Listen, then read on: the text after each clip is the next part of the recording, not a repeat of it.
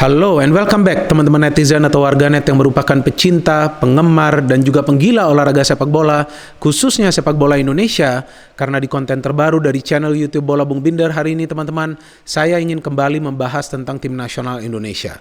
Sudah pasti, saya ingin membahas tentang pertandingan uji coba tim nasional Indonesia lawan tim nasional Afghanistan yang dimainkan di Turki kemarin malam dan berakhir untuk kemenangan tim nasional Afghanistan dengan skor 0-1. Kita tahu kedua tim ini juga bertemu sebelumnya pada bulan Mei lalu di suatu pertandingan uji coba yang berakhir juga untuk kemenangan tim nasional Afghanistan dengan skor 2-3.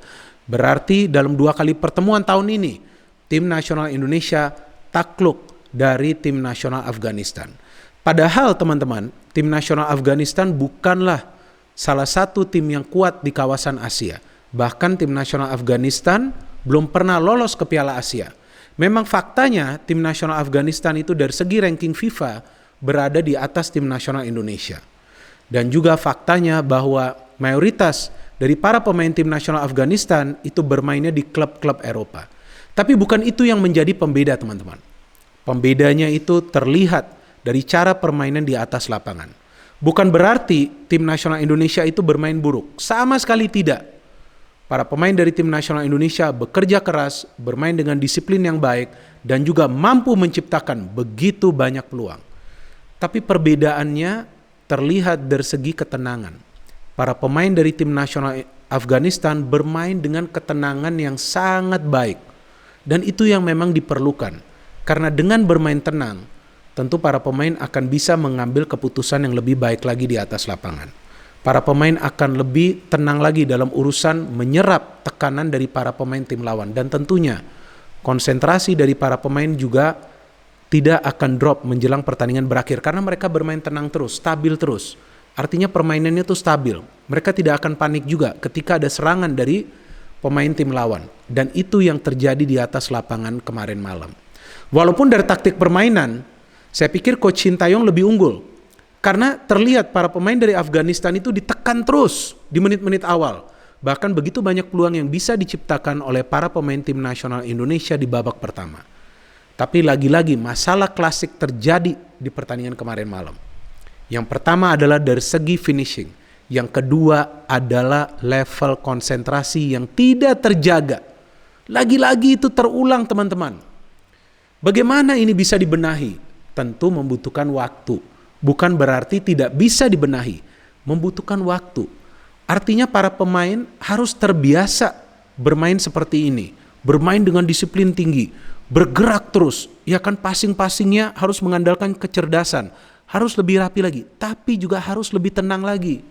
Kembali saya tidak melihat ada pemain dari tim nasional Indonesia yang bisa lama menguasai bola di lini tengah, yang bisa lama menahan bola, memainkan bola di lini tengah. Terkesan terburu-buru untuk mengalirkan bola ke lini depan. Dan memang tidak ada salahnya juga untuk mengalirkan bola ke lini depan. Tapi jika terlalu cepat, juga belum tentu passing itu akan akurat untuk membuka pertahanan dari tim lawan. Memang peluang yang juga diciptakan adalah peluang-peluang yang berbahaya. Tapi kan tidak on target. Sayang sekali Witan yang mendapatkan peluang di menit-menit awal itu tidak bisa melakukan finishing. Padahal dia sudah berada di depan gawang. Kenapa? Ya mungkin karena tidak tenang.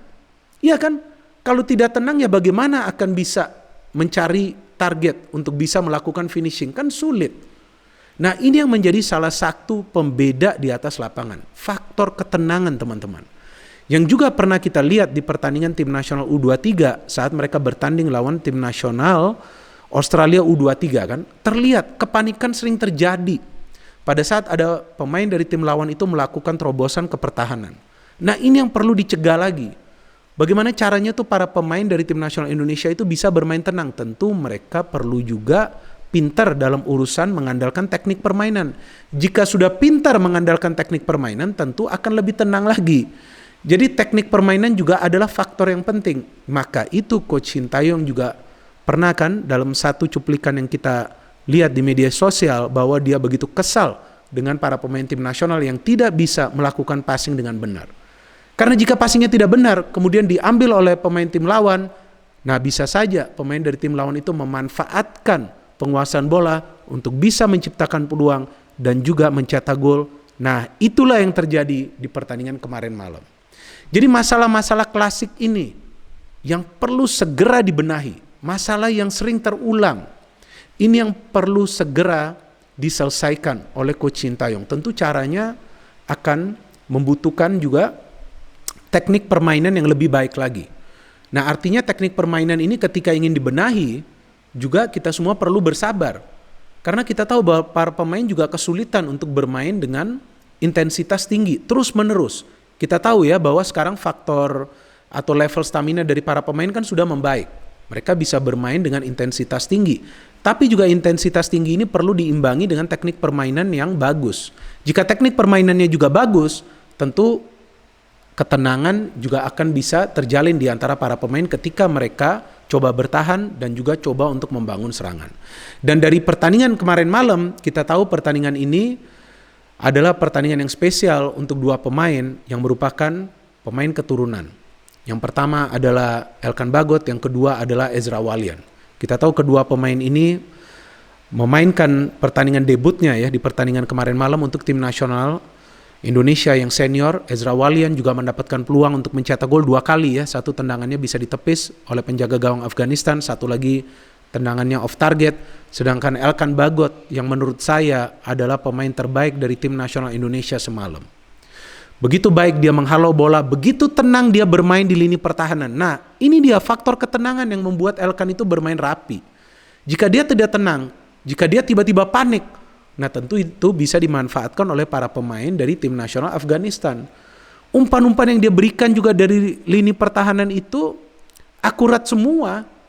Yang saya baca di media sosial dan juga tentunya di media elektronik bahwa total 41 kali passing yang dilepaskan atau yang diberikan oleh Elkan Bagot dari lini pertahanan. Dari lini pertahanan loh, dia adalah pemain center back yang posisinya di center back, bukanlah gelandang serang. Tapi lihat, dia bisa beberapa kali melepaskan passing. Kenapa? Karena dia dibina dan juga bermainnya itu di Inggris. Artinya teknik permainan dia tuh sudah bagus.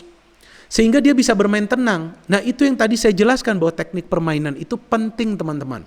Agar ketenangan bisa terjalin di antara para pemain. Jadi mereka juga tidak khawatir jika nantinya mereka melakukan kesalahan.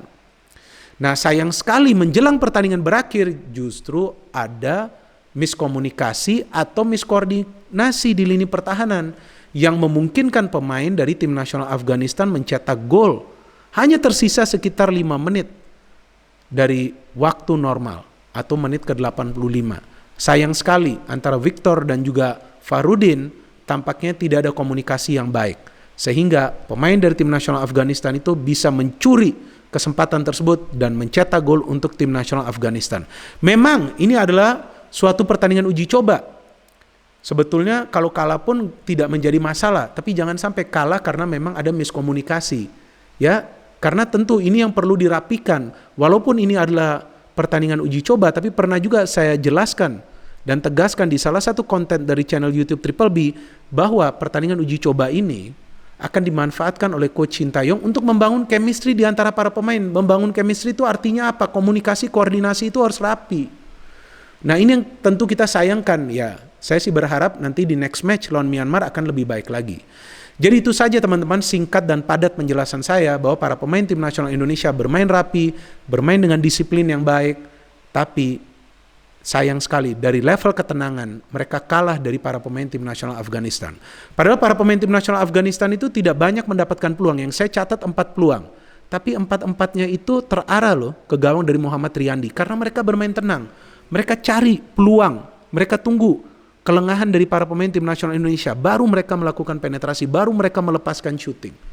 Jadi faktor ketenangan ini juga sangat penting. Yang tentu kita harapkan nanti bisa terlihat di permainan dari tim nasional Indonesia di second match laga uji coba lawan Myanmar dan juga nanti dilanjuti di pertandingan-pertandingan Piala AFF pada bulan Desember, di mana saya lagi-lagi berharap Coach Sintayong akan memanfaatkan Piala AFF tersebut untuk membangun chemistry di antara para pemain agar nantinya permainan mereka bisa lebih rapi lagi ketika bermain di pertandingan-pertandingan kualifikasi Piala Asia tahun 2023 yang akan dimainkan tahun depan. Jadi kita tunggu saja next match dari tim nasional Indonesia. Tapi secara keseluruhan, saya pikir para pemain bermain rapi, disiplin yang sangat baik, tinggal ketenangan saja yang perlu mereka jalin di antara rekan-rekannya sehingga nanti mereka bisa lebih optimal lagi dalam pertandingan-pertandingan membela tim nasional Indonesia. Dan juga kita tahu bagaimana Coach Sintayong telah bekerja keras untuk membentuk tim nasional yang kuat, dan tentu kita sebagai penggemar dari tim nasional Indonesia perlu terus memberikan support kita kepada Coach Sintayong.